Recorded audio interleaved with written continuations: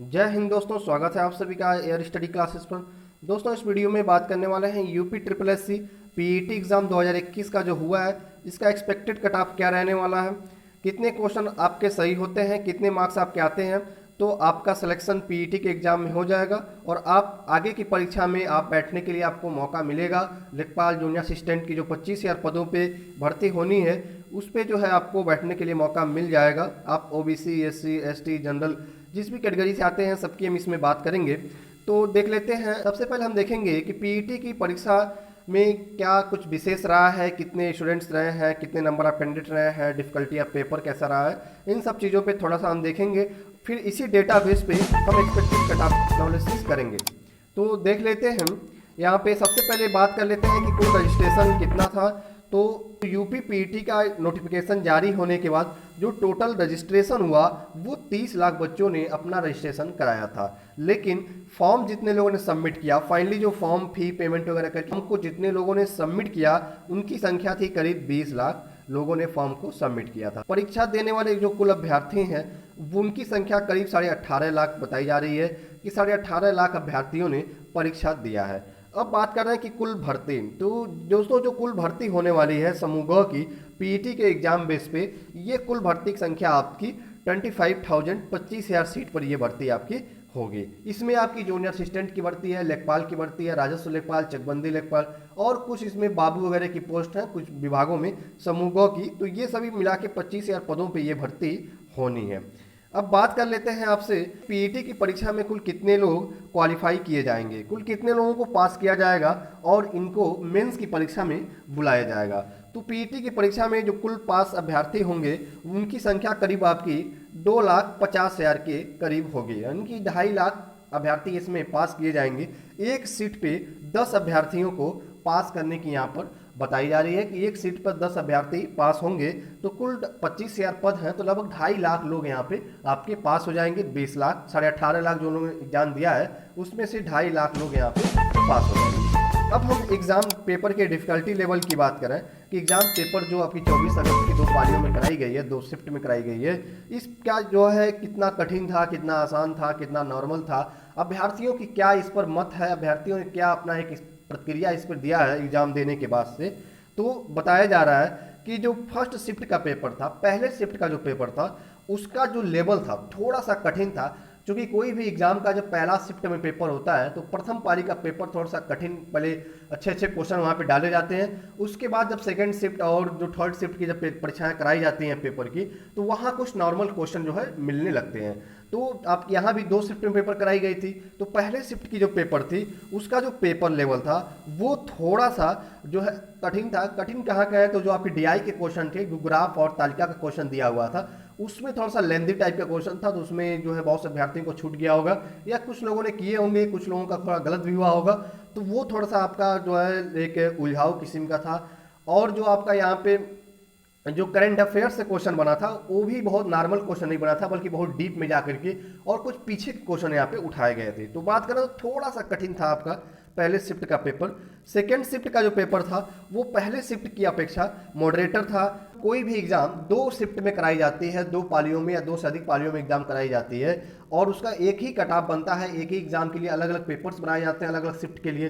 तो उसका जो एक फाइनल कट ऑफ जो उसका आता है, वो कट ऑफ जो बनाने का एक प्रोसेस होता है, वो नॉर्मलाइजेशन मोड में वो कट ऑफ बनता है। अब नॉर्मलाइजेशन मोड क्या होता है, तो आप कहेंगे कि ये क्या होता है।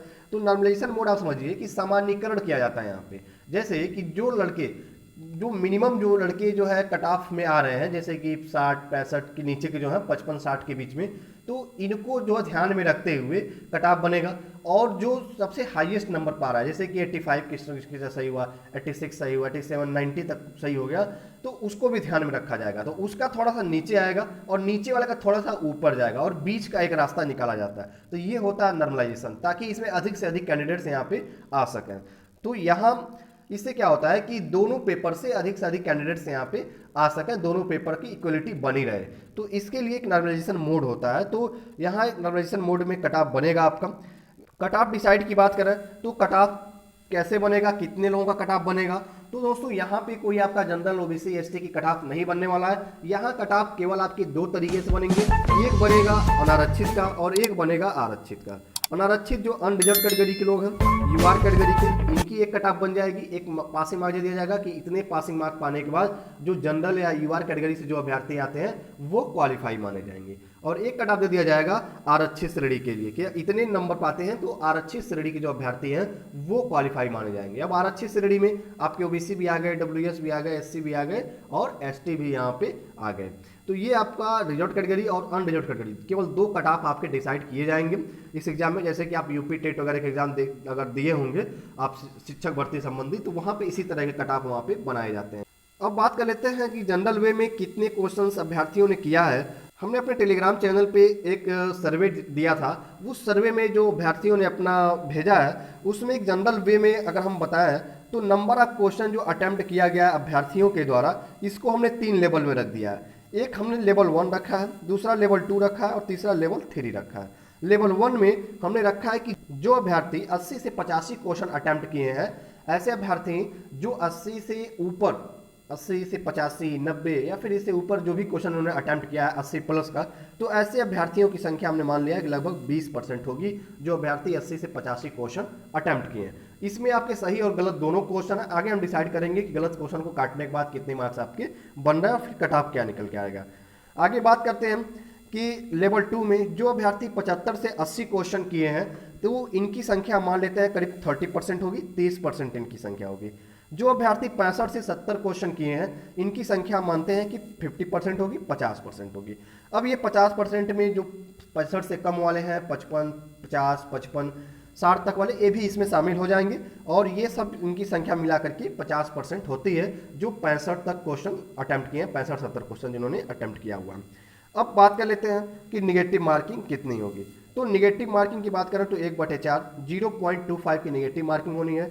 4 क्वेश्चन गलत करने पर एक सही क्वेश्चन का मार्क्स आपका यहाँ पे कट जाएगा। इस चीज़ को पहले से आपको बताया गया था, आपने इसका ध्यान भी दिया होगा पेपर को हल करते समय। अब बात कर लेते हैं कि यहाँ पे कट ऑफ एनालिसिस की। तो कट ऑफ एनालिसिस की बात करेंगे, कट ऑफ कैसे बन सकता है, कितना क्वेश्चन कितने मार्क्स सही जा सकते हैं, कितने जो है मार्क्स पे एक कट ऑफ फाइनल डिसाइड हो सकता है। तो कट ऑफ एनालिसिस की अगर हम बात करें तो इन केस अगर हम मानते हैं कि 12 क्वेश्चन जो है रॉन्ग हो जाते हैं प्रत्येक कैंडिडेट के, ईच कैंडिडेट के 12 क्वेश्चन रॉन्ग हो जाते हैं। अभी जो आपको यहाँ पे ऊपर बताया गया है कि 85 से जो है 80 क्वेश्चन लेवल 1, 75 से 80 क्वेश्चन लेवल 2, 65 से 70 क्वेश्चन लेवल 3, तो इसमें हम मानते हैं कि प्रत्येक अभ्यर्थी के 12 क्वेश्चन यहाँ पे रॉन्ग हो जाते हैं। सबके एक एवरेज निकालना है। मान लीजिए इसमें किसी का 2 गलत होगा, किसी का 5 गलत होगा, किसी का 8 गलत होगा, किसी का 10 गलत होगा, किसी का 15 गलत होगा। तो एक एवरेज हम निकालते हैं ऑन एवरेज कि मानते हैं कि प्रत्येक स्टूडेंट का 12-12 क्वेश्चन गलत हो जाता है। इस बेस पे जो लोग इतने क्वेश्चन किए हैं इसमें से 12-12 क्वेश्चन इनके गलत हो जाते हैं। तो अब क्या होगा कि अगर 12 क्वेश्चन एक एवरेज गलत हो जाता है प्रत्येक स्टूडेंट का, तो क्या होगा कि 12 क्वेश्चन गलत होने पर 3 मार्क्स आपके कट जाएंगे। 4 क्वेश्चन गलत होगा तो 1 मार्क्स कटेगा, तो 12 क्वेश्चन गलत होगा तो कितने मार्क्स आपके कटेंगे, तो यहाँ पे आपके 3 मार्क्स आपके कट रहे हैं 12 क्वेश्चन गलत होने पर।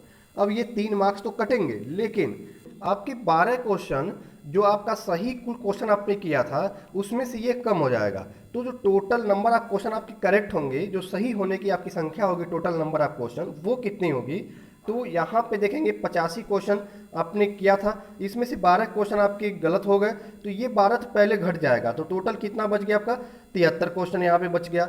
इसके बाद से आपने 80 क्वेश्चन लेवल 2 में अगर आपके बन रहे थे तो यहाँ पे 12 क्वेश्चन घट गए, तो आपका कितना हो गया 68 क्वेश्चन हो गया। 70 में अगर 12 को कम कर दिए तो यहाँ पे बच गया 58 क्वेश्चन। लेकिन ये जो आपके 73, 68 और 58 है, अभी ये आपके केवल ये 12 क्वेश्चन कम किए गए हैं, जो कि निगेटिव मार्किंग वाला आपका है। जो 12 क्वेश्चन आपने गलत किया था वो कम किया गया, लेकिन ये 12 तो कम कर दिया गया, लेकिन ये अभी 3 कम नहीं हुआ है। जो इस 12 क्वेश्चन के बदले में जो 3 सही अंक आपके कटने वाले हैं, 3 नंबर, जिसे निगेटिव मार्किंग के थ्रू जो नंबर कटेगा वो 3 नंबर आपका अभी यहाँ पे कम होना है। अब यहाँ पे ऑब्टेन मार्क की बात करें तो ऑब्टेन मार्क में आपका लेवल 1 में कितना बन रहा है 73 क्वेश्चन आपका था, तो 73 में 3 मार्क्स आपकी जो निगेटिव मार्किंग वाला है ये भी कम हो गया, तो 3 कम होगा तो टोटल फाइनल अब आपके जो सही नंबर ऑफ क्वेश्चन है वो कितने हो जाएंगे 70 क्वेश्चन आपके सही बन रहा है। अब देखिए आपने 70 मार्क्स आपको सही मिल रहे हैं, आपके फाइनली 70 मार्क्स आपको मिलेंगे। वही लेवल 2 में अगर बात करें तो 68 में से 3 कम करेंगे तो इनको 65 नंबर मिलेंगे। लेवल 3 की बात करें तो 58 क्वेश्चन 58 नंबर, यहाँ से 3 जो आपकी निगेटिव मार्किंग 12 क्वेश्चन के बदले में जो 3 सही नंबर आपके 3 क्वेश्चन नंबर कटेंगे 3 नंबर, तो वो कम कर दिए, तो 58 में से 3 कम कर दिए तो 55 नंबर यहाँ पे मिल रहा है। इस तरह से आप देख रहे हैं कि जो लेवल 1 में 85 क्वेश्चन जिसने किया था, 80 से 85 क्वेश्चन, उसे कितने अंक मिल रहे हैं, 70 नंबर उसको मिल रहा है फाइनली। वहीं पे लेवल 2 में वाले को कितने नंबर मिल रहा है, 65 नंबर मिल रहा है। लेवल 3 वाले कितना मिल रहा है, 55 नंबर मिल रहा है। तो अगर इनका हमें ऑन एवरेज कट ऑफ निकाला है कि ऑन एवरेज कट ऑफ कितना बन रहा है, तो सबका मिलाकर एक साथ निकाला है तो 70, 65 और 55 तीनों कैलकुलेट करके और 3 से भाग कर देंगे यहाँ पे जोड़ करके 190/3 हो जाएगा। और 190/3 का जो आपका एक ऑन एवरेज कट ऑफ जो निकल के आ रहा है वो 63.33 नंबर आपका निकल के आ रहा है। अब 63.33 इसमें आपके जनरल, ओबीसी, एसटी सभी के लिए, आरक्षित अनारक्षित दोनों वर्गों के लिए एक समान एवरेज आपका बताया गया 63.33 मार्क्स। अब आपको बताया गया फाइनल एक्सपेक्टेड कट ऑफ कितने नंबर आपके मिल जाए, आपका जो है पीटी के एग्जाम में क्वालिफाई कर जाएंगे, पीटी के एग्जाम आपका निकल जाएगा। तो यहाँ पे अगर एक्सपेक्टेड कट ऑफ की हम एक फाइनल एक्सपेक्टेड कट ऑफ की बात करें तो आरक्षित श्रेणी के जो अभ्यर्थी हैं, अर्थात जिसको हम जनरल या यूआर कहते हैं, तो जनरल यूआर कैटेगरी में जो आते हैं, अगर ये 65 से 70 नंबर इनका बनता है फाइनली, सब काट पीट के जैसे हमने बताया पूरा, अगर आपका कैलकुलेट करने के बाद 65 से 70 नंबर यदि आपको फाइनली मिलता है तो आपका यहाँ पे पीईटी के एग्जाम में आप क्वालिफाई कर जाएंगे, पीईटी के एग्जाम में आप बिल्कुल पास हैं समझिए। अगर वहीं पे आरक्षित श्रेणी की बात करें, ओबीसी, ईडब्ल्यूएस, एससी, एसटी की बात करें, तो अगर ये 60 से 65 नंबर पा जाते हैं तो ये पीईटी के एग्जाम को क्वालिफाई कर जाएंगे, पीईटी के एग्जाम में आप पास हो जाएंगे। 60 से 65 number OBC, EWS, SC, ST से, और 65 से 70 नंबर जनरल और यूआर कैटेगरी से, अर्थात कि अनडिजर्व कैटेगरी अनारक्षित श्रेणी के जो अभ्यर्थी हैं उनको 65 से 70 नंबर लाने हैं फाइनली। और जो आरक्षित श्रेणी के अभ्यर्थी हैं ओबीसी, ईडब्ल्यूएस, एससी, एसटी, तो इनको 60 से 65 नंबर लाने हैं। अगर फाइनली सब कुछ कैलकुलेट करने के बाद, नेगेटिव मार्किंग हटाने के बाद आपके इतने नंबर बन रहे हैं, तब समझिए आप पीईटी के एग्जाम को क्वालिफाई कर चुके हैं, पीईटी के एग्जाम में आप पास हो चुके हैं। अब आप आगे की तैयारी में लग जाइए। इससे कम जिसके मार्क्स बन रहे हैं वो भी विश्वास रखें, अभी फाइनल कट ऑफ जब आएगा तो उसमें कट ऑफ यहाँ से एक दो नंबर कम या ज़्यादा हो सकता है, क्योंकि ये एक एक्सपेक्टेड कट ऑफ है, तो फाइनली कट ऑफ यहाँ से 1-2 नंबर कम या ज़्यादा हो सकता है। तो आप फाइनल कट ऑफ का इंतजार करें, अभी तैयारी करें, सब लोग तैयारी करें। आपकी जो भी आगामी जो परीक्षाएं हैं उसकी तैयारी में अभी से लग जाइए। लेखपाल की परीक्षा, जूनियर असिस्टेंट की परीक्षा, इसकी भी एक शेड्यूल जारी ही हो चुका है। अब जो इसका फाइनल रिजल्ट कब तक आएगा, तो जो आपको बता दें कि जो पेट की परीक्षा हुई है इसका जो प्रश्न पत्र है वो आयोग की वेबसाइट पर आ चुका है। आप वहां से अपने सीरीज का जो है, जो आपका क्वेश्चन पेपर था उसको आप डाउनलोड कर लेंगे। 4 सितंबर तक वो आपकी आयोग की वेबसाइट पर उपलब्ध रहेगी। अगर 4 सितंबर तक आप अपना पेपर डाउनलोड नहीं करते हैं तो फिर आप डाउनलोड नहीं कर पाएंगे, वो आपका हट जाएगा वहाँ से। अब बात कर लेते हैं कि रिजल्ट कब तक आएगा। तो रिजल्ट जो इसका आएगा, सबसे पहले इसकी आंसर की आएगी। आंसर की इसकी आपकी 7 से 8 दिन में इसकी आंसर की आपकी आ जाएगी। इसके बाद से अगले आंसर की जारी होने के अगले 1 हफ्ता के अंदर, मान के चलें कि 15 दिन के अंदर आपका फाइनल जो है आपका रिजल्ट पीईटी का आ जाएगा। और इसके बाद से आपको आगे की जो है, जो परीक्षाएं होनी है, भर्ती परीक्षाएं, उसके विज्ञापन देखने के लिए आ जाएंगे। तो आप जो है अपनी तैयारी में लग जाइए। 65 से 70 नंबर अनारक्षित श्रेणी वाले बिल्कुल सेफ कट ऑफ में है, और वहीं पे 60 से 65 नंबर वाले आरक्षित श्रेणी के अभ्यर्थी बिल्कुल सेफ कट ऑफ में है। बात करें इससे कम वालों का, तो वो आप फाइनल कट ऑफ का इंतजार कीजिए। ये एक एक्सपेक्टेड कट ऑफ है जो आपको बताया गया है कैलकुलेट के बेस पे। वहीं अगर जो फाइनल कट ऑफ में 2-4 नंबर कम ज़्यादा हो सकता है तो उसके आधार पे ही आपका फाइनल सिलेक्शन माना जाएगा, जो फाइनल कट ऑफ ऑफिशियल जारी होगा। ऐसे ही और भी लेटेस्ट अपडेट चैनल के माध्यम से आपको समय समय पर मिलती रहती है, आगे भी मिलती रहेगी। चैनल में पहली बार तो नीचे रेड कलर के सब्सक्राइब बटन को प्रेस कर लीजिए, चैनल से जुड़ जाइए। जय हिंद, शुक्रिया।